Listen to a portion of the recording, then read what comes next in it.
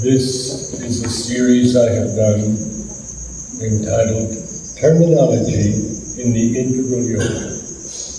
And tonight we learn about delight. From Sri Aurobindo in The Secret of the Veda. The divine Ananda, the principle of bliss, is that from which in the Vedic conception the existence of man, this mental being, is drawn. A secret delight is the base of existence, its sustaining atmosphere, and almost its substance. This Ananda is spoke of in the Taittiriya Upanishad as the ethereal atmosphere of bliss, without which nothing could remain in being. In the Aitreya Upanishad, Soma, as the lunar deity, is born from the sense mind in the universal Purusha, and when man is produced, expresses himself again as sentimentality in the human being, as sense mentality in the human being.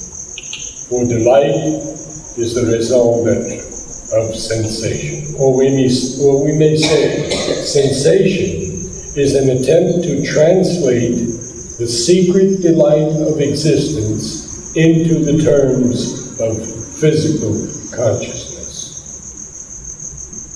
Now we hear again from him in the essays Divine and Human.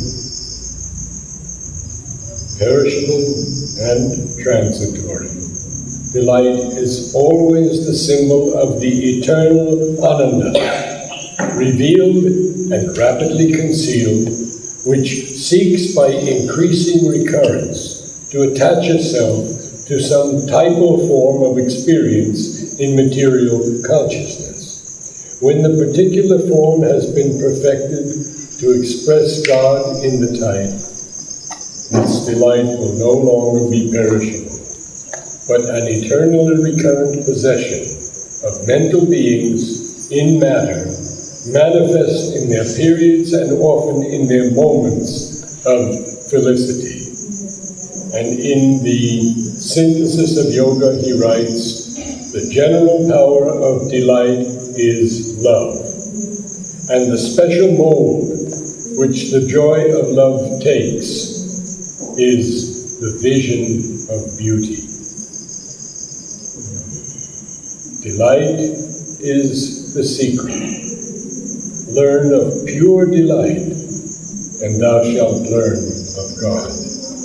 Essays in Philosophy and Yoga. In the Future Poetry, he writes, delight is the soul of existence, beauty the intense expression, the concentrated form of delight.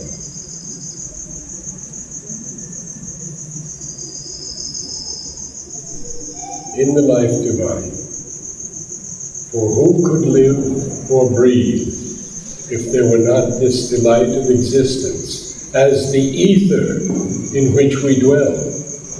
From delight all these beings are born, by delight they exist and grow, to delight they return.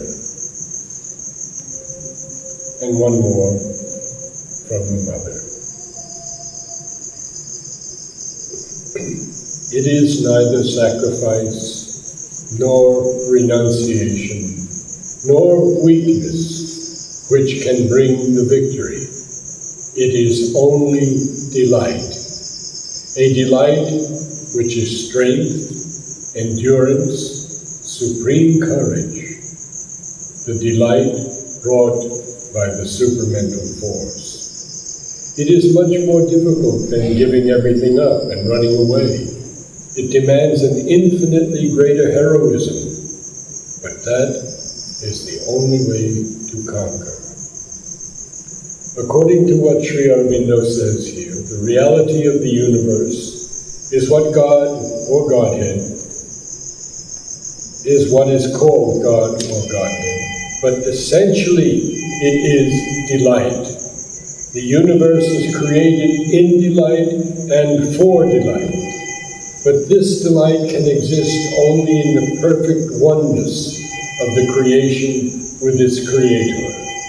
And Sri Aurobindo describes this oneness as the possessor, that is, the creator. The possessor being possessed by his creation, a sort of reciprocal possession, which is the very essence of oneness and the source of all delight.